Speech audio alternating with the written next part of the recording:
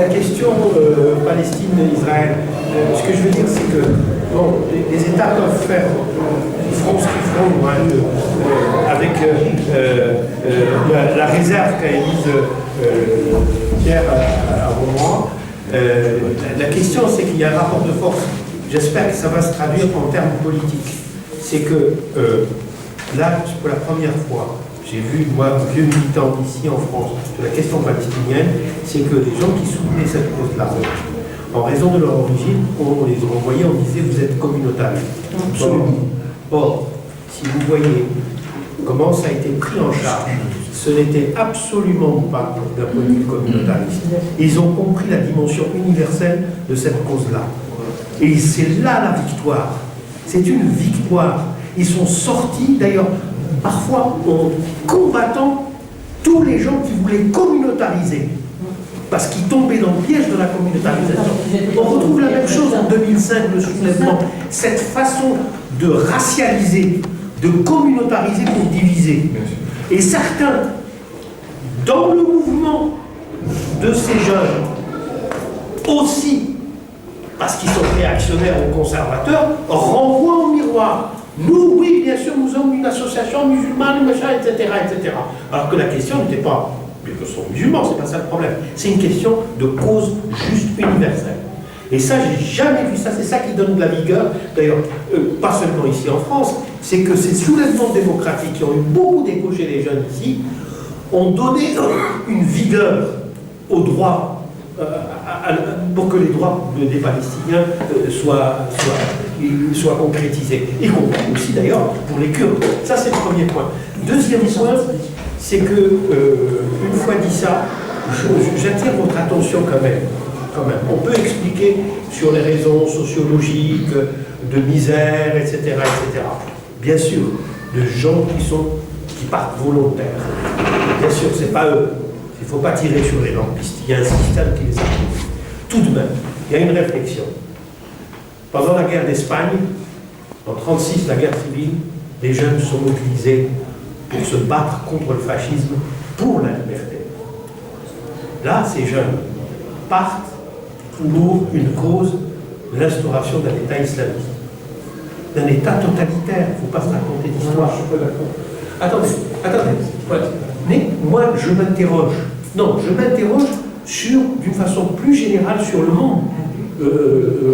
Maintenant, franchement, je pense que les raisons, comme dans le cas des avenus tunisiens, c'est le système qui les a produits. La responsabilité première, elle est là. Ça, je n'en disconviens pas. Ce qu'il y a, c'est réfléchir quand même, réfléchir. Peut-être qu'en investissant plus, nous, les adultes ou d'autres, sur les instaurations des droits démocratiques, nous impliquer plus dans la solidarité avec la résistance syrienne, en suivant le truc tunisien. C'est ça notre activité militante principale. Et on s'en fout du reste. Je vais vous dire franchement, est-ce que l'Europe et tout... Moi, j'ai une conviction lucide. Je pense qu'il y a un jeu cynique. Parce que le wahhabisme, il a travaillé la société interne, mais il a travaillé dans des réseaux des puissances occidentales. Il les paye.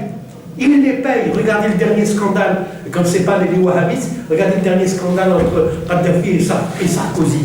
C'est des gens qui payent. Ils payent le silence. Ils n'ont pas besoin, ce que je veux dire, qu'on reproche aux puissances occidentales leur cynisme, leur silence, leur double, triple langage. Parce que dans le cas de Daesh, on n'a pas assez approfondi, il y a eu plusieurs scénarios américains. Les Américains étaient proches qu'il y ait une alliance entre Daesh et les Kurdes pour abattre l'État irakien qui devenait trop iranien. C'est des calculs cyniques. Ils n'ont pas besoin. Et du coup, dans ce système-là, je m'interroge, quelle est notre responsabilité dans ce monde-là que des jeunes aillent défendre les Daesh, enfin s'engager de Daesh, alors qu'il y a 50 ans, 60 ans, on s'engageait pour l'Espagne. C'est juste une réflexion.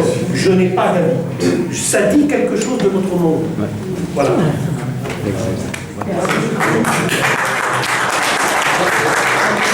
On peut prendre peut-être une question pour notre général. Son intervention a fait l'unanimité, donc apparemment. rappeler quelque chose. Moi, je refuse à appeler cet État, par respect de l'islam, État islamique. Je ne sais pas si vous êtes d'accord avec moi. C'est un État terroriste, il faut se tenir à ça. Les gens qui déclarent C'est même pas un État. Ce n'est pas un État. C'est même pas un État. non, mais je veux dire, l'État islamique, c'est manquer de respect à une religion.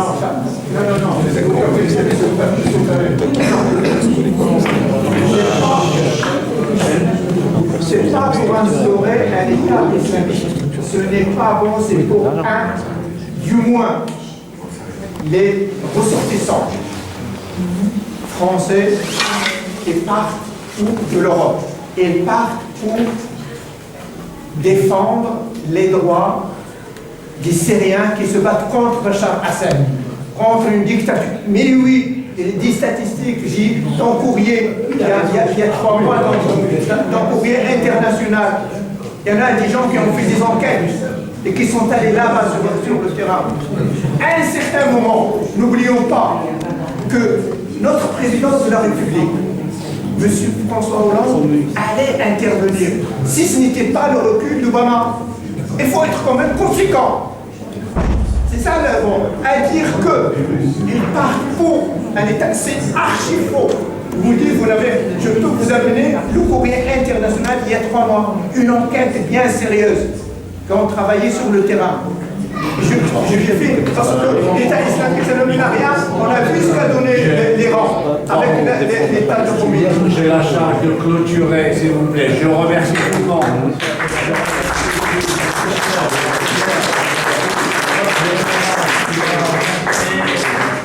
On a un verre d'amitié à soulever, vous pouvez insulter encore, donc on a le temps. Merci.